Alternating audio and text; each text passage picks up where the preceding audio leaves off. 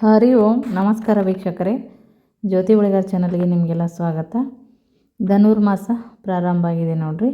ಕಾರ್ಮಾಸ ಅಂತ ಕೂಡ ಕರೀತಾರೆ, ಹಾಗೆ ಶೂನ್ಯ ಮಾಸ ಅಂತಲೂ ಕರೀತಾರೆ. ಈ ಒಂದು ಕಾರ್ಮಾಸದಲ್ಲಿ ಶುಭ ಕಾರ್ಯಗಳನ್ನು ಯಾಕೆ ಮಾಡಬಾರ್ದು, ಅದರ ಮಹತ್ವ ಏನು ಅನ್ನೋದನ್ನು ಈ ವಿಡಿಯೋದಲ್ಲಿ ನೋಡ್ತಾ ಹೋಗೋಣ.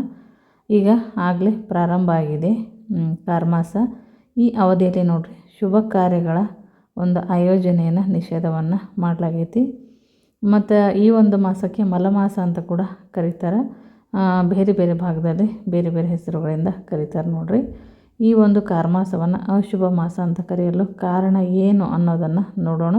ಮತ್ತು ಈ ಮಾಸದೊಳಗೆ ಯಾಕೆ ಶುಭ ಕಾರ್ಯ ಮಾಡೋದಿಲ್ಲ, ಮತ್ತು ಈ ಒಂದು ಧನುರ್ಮಾಸದ ಮಹತ್ವ ಏನು ಅನ್ನೋದನ್ನು ನೋಡೋಣಂತೆ.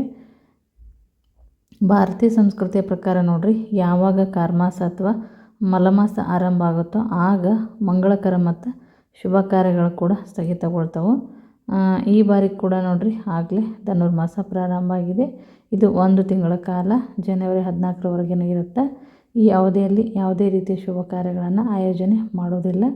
ಪಂಚಾಂಗದ ವ್ಯತ್ಯಾಸಗಳಿಂದಾಗಿ ಮತ್ತು ಏನಂದ್ರೆ ಕೆಲವು ಸ್ಥಳಗಳಲ್ಲಿ ಒಂದೊಂದು ದಿವಸ ವೇರಿಯೇಷನ್ ಆಗ್ಬೋದು, ಪ್ರಾರಂಭ ಅಷ್ಟೇ ನೋಡ್ರಿ. ಇದು ಶೂನ್ಯವಾಗಿರುತ್ತೆ, ಶೂನ್ಯ ಮಾಸ ಅಂತಲೇ ಕರೀತಾರೆ. ಯಾವುದೇ ಮಂಗಳ ಕಾರ್ಯಕ್ರಮಗಳಿಗೆ ಇದು ಗುರುಗ್ರಹ ಏನಪ್ಪ ಅಂದ್ರೆ ತುಂಬ ಮುಖ್ಯವಾದಂಥ ಗ್ರಹ. ಈ ಒಂದು ಸಮಯದಲ್ಲಿ ಗುರುಗ್ರಹ ಸೂರ್ಯನ ಹತ್ತಿರ ಬಂದಾಗ ಏನಪ್ಪ ಅಂತಂದ್ರೆ ಅದರ ಒಂದು ಚಟುವಟಿಕೆ ಕಡಿಮೆ ಆಗುತ್ತೆ. ಹೀಗಾಗಿ ಇದನ್ನು ಏನಂತಂದ್ರೆ ಸಾಮಾನ್ಯ ಭಾಷೆಯಲ್ಲಿ ಏನಂದರೆ ನ್ಯೂನ ಅಥವಾ ಶೂನ್ಯ ಅಂತ ಕರೀತಾರೆ. ಹಾಗಾಗಿ ಶೂನ್ಯ ಮಾಸ ಅಂತಲೂ ಅಂತಾರೆ ನೋಡ್ರಿ. ಈ ಒಂದು ಪರಿಸ್ಥಿತಿಯಲ್ಲಿ ಏನಪ್ಪ ಅಂದ್ರೆ ಯಾವುದೇ ಶುಭ ಕಾರ್ಯಗಳು ನಡೆಯೋದಿಲ್ಲ. ಇದೊಂದು ಅಶುಭ ಮಾಸ ಅಂತಲೇ ಪರಿಗಣನೆ ಮಾಡ್ತಾರೆ. ಹಿಂದೂ ಧರ್ಮದಲ್ಲಿ ನೋಡ್ರಿ ಈ ತಿಂಗಳನ್ನು ಮಂಗಳಕರ ಅಂತ ಹೇಳೋದಿಲ್ಲ. ಮತ್ತು ಪೂಜೆ ಪುನಸ್ಕಾರಗಳಿಗೆ ಮಾತ್ರ ಇದು ಮೀಸಲು ನೋಡ್ರಿ. ಈ ತಿಂಗಳಲ್ಲಿ ಯಾವುದೇ ಹೊಸ ಏನೇ ಕೆಲಸ ಇದ್ದರೂ ಕೂಡ ಮಾಡೋಂಗಿಲ್ಲ. ಮಂಗಳಕರ ಕೆಲಸಗಳನ್ನು ಕೂಡ ಮಾಡೋದಿಲ್ಲ. ಮತ್ತು ಈ ಶುಭ ಕಾರ್ಯಗಳೇನಪ್ಪ ಅಂದ್ರೆ ನಿಷೇಧ ಇರ್ತಾವೆ ಈ ಒಂದು ಮಾಸದಲ್ಲಿ. ಹಿಂದೂ ಧರ್ಮದಂಥ ವಿಶೇಷ ಆಚರಣೆಗಳಾದಂಥ ನಾಮಕರಣ ಮತ್ತು ಯಜ್ಞೋಪವೀತ ಇಂಥ ಒಂದು ಕಾರ್ಯಗಳು ಮತ್ತು ಮದುವೆ, ಮಂಗಳಕರ ವಿವಾಹಗಳನ್ನು ಕೂಡ ಈ ಒಂದು ಮಾಸದಲ್ಲಿ ನಡೆಸೋದಿಲ್ಲ ನೋಡ್ರಿ. ಏನಪ್ಪ ಅಂತಂದ್ರೆ ಗುರುಗ್ರಹದ ಒಂದು ಮಹತ್ವ ಜಾಸ್ತಿ ಇರೋದ್ರಿಂದ ಈ ಮಾಸದಲ್ಲಿ ಅದು ನಿಧಾನಗತಿ ಇರ್ತೈತೆ ನೋಡ್ರಿ. ಗುರು ಅಥವಾ ಗುರುಗ್ರಹ ಏನಂದ್ರೆ ಸಂತೋಷದ ಒಂದು ದಾಂಪತ್ಯ ಜೀವನ ಮತ್ತು ಸಂತಾನದ ಒಂದು ಸಂತೋಷ ನೀಡುವಂಥ ಗ್ರಹ ಅಂತಲೇ ಪರಿಗಣನೆ ಮಾಡ್ತಾರೆ.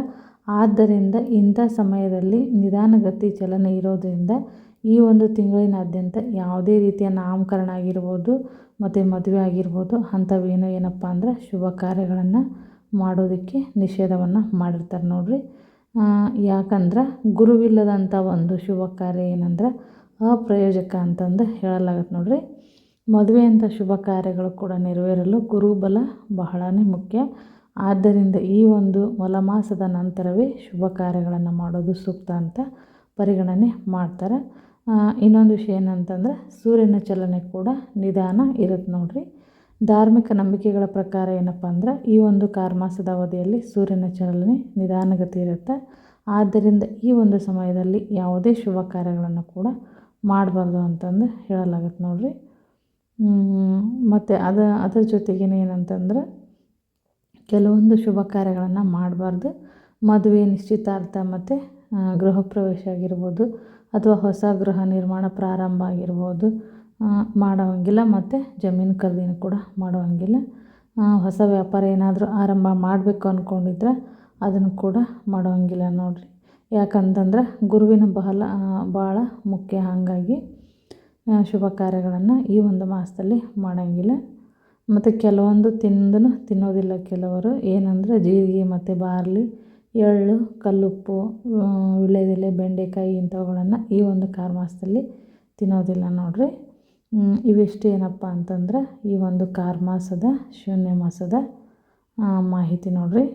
ಗುರು ಗ್ರಹದ ಒಂದು ನಿಧಾನಗತಿ ಇರೋದ್ರಿಂದ ಈ ಒಂದು ಸಮಯದಲ್ಲಿ ಒಳ್ಳೆಯ ಶುಭ ಕಾರ್ಯಗಳನ್ನು ಯಾರೂ ಮಾಡೋದಿಲ್ಲ. ಆದಷ್ಟು ಯಾಕೆ ಮಾಡಬಾರ್ದು ಅನ್ನೋದನ್ನು ಈ ವಿಡಿಯೋದಲ್ಲಿ ನೋಡಿದ್ದೀವಿ ನೋಡ್ರಿ. ಮತ್ತು ಅದ್ರ ಜೊತೆಗೆ ಗುರುವಿನ ಒಂದು ಮಹತ್ವ ಇದಿಷ್ಟು ಈ ವಿಡಿಯೋದ ಮಾಹಿತಿ. ವಿಡಿಯೋ ಇಷ್ಟ ಆದರೆ ವಿಡಿಯೋಕ್ಕೊಂದು ಲೈಕ್ ಕೊಡಿರಿ, ಶೇರ್ ಮಾಡಿರಿ, ಕಮೆಂಟ್ ಹಾಕಿರಿ.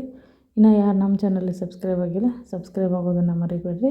ಮತ್ತೆ ಹೊಸ ಮಾಹಿತಿಯೊಂದಿಗೆ ಮುಂದಿನ ವಿಡಿಯೋದಲ್ಲಿ ಸಿಗ್ತೀನಿ. ವಿಡಿಯೋ ನೋಡಿದ್ದಕ್ಕಾಗಿ ಧನ್ಯವಾದಗಳು.